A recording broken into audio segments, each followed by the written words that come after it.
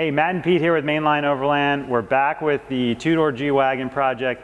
Pete, what did we do in round 2 of this build? Yeah, this go around we added the FrontRunner slimline roof rack, Baja Designs 50-inch S8 Lightbar, 270 awning from Eezi-Awn, and we completed a OME lift kit with some special additions as well. What's kind of like the benefit of the 270 awning versus like your standard awning? Your 270 is going to wrap around the rear door, give you some coverage.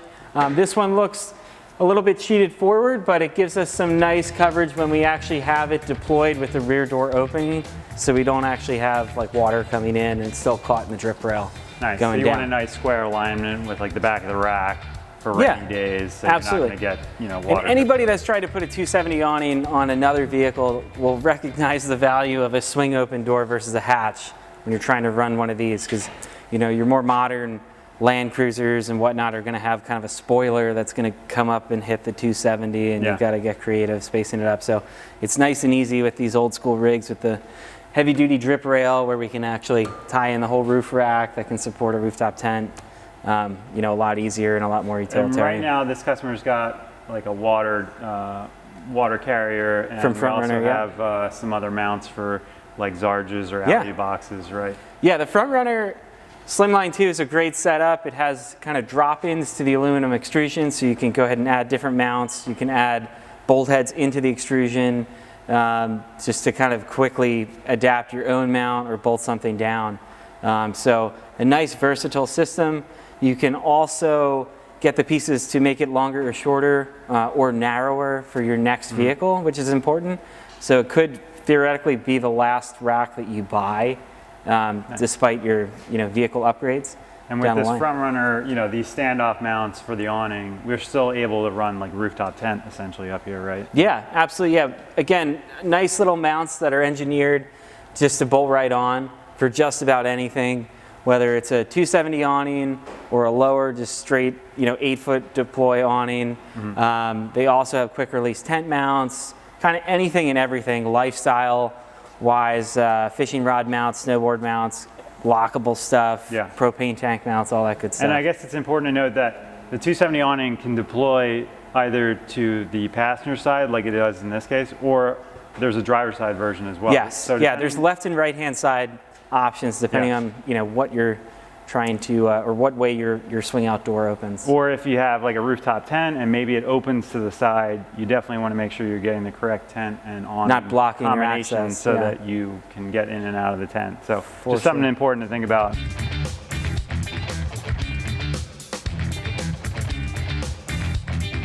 So one of the other additions we did this round was the Lightbar, right? Yeah, absolutely. Yeah, we did a 50-inch Baja Designs S8 with kind of spot flood combo lenses in amber, kind of light up the night for giving us good throw with these vintage headlights. It's always nice to be able to turn on the sun. We can turn those off and leave our marker lights on as well, which is a nice feature with Baja Designs. So we have the clearance lights kind of wired into a separate switch so you can turn on and off yourself.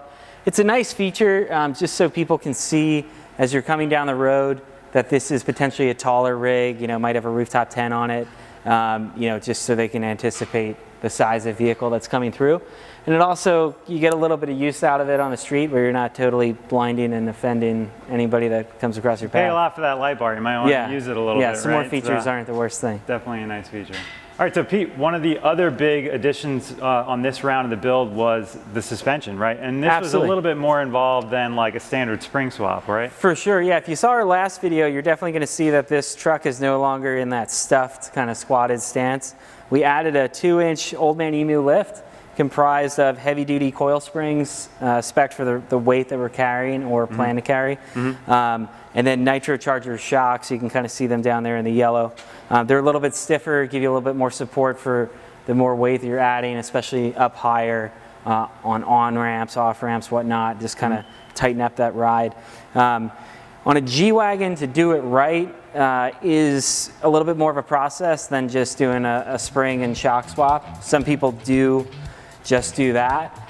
We took the extra mile and went ahead and did the military drop brackets. So we actually cut the radius arm mounts off of the frame front and rear and welded in the improved military geometry brackets that hold the radius arm to the frame. That allows us to properly set pinion angles as best possible to mitigate any kind of driveline vibe. These G-Wagons do not have serviceable drive shafts. The U-joints can't be pressed in and out, so that's an important thing. You know, if they're worn out, they're worn out. But if they're good, you know, you want to try to set that pinion angle in a way that you don't have to spend $5,000 or $6,000 on a new set of 3 drive shafts with the divorced transfer case. And it also gave us the opportunity to kind of set caster a little bit better than you would. You know, as you lift the front of a truck with radius arms, if you're not doing anything for caster, you're just pulling that axle back and reducing it. So we're able to kind of correct that, lower the radius arm mount, get our drive shaft angles in a better spot, and also get our caster back. So caster is important because that's what's going to help return that steering wheel to center. For sure. Off of a turn. Caster is what allows you to kind of have that effortless highway driving where, you know, you're not going to be sawing the steering wheel back and forth just to maintain that straight line. Yeah. You know, if you've ever driven an old or poorly lifted vehicle, you're going to see that. You know, we try to correct that as best we can with the different brands we carry, be it Old Man Emu, the military brackets, AEV with their geometry correction brackets, it's a similar idea. And SPC for the Toyotas, where we can go ahead and rotate that ball joint to move the spindle to get more caster as well.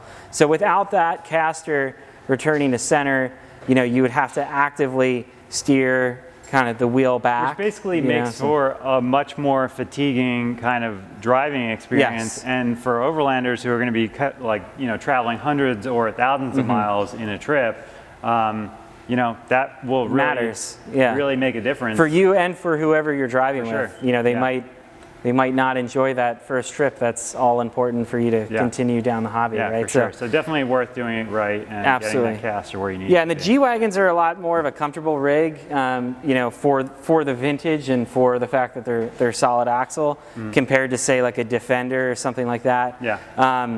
Everything's just a little bit tighter, a little bit more refined.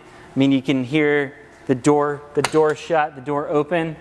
You know, no window rattled around, almost breaking. No door needed to be slammed 3 times to get shut. Another cool thing we love about these trucks is the fact that they come from the factory triple locked, right? So we've got factory front, rear, and center locking diffs, all easily accessed with our switches right there on the wood grain dash. So again, just a little bit more refined, a little bit more comfortable.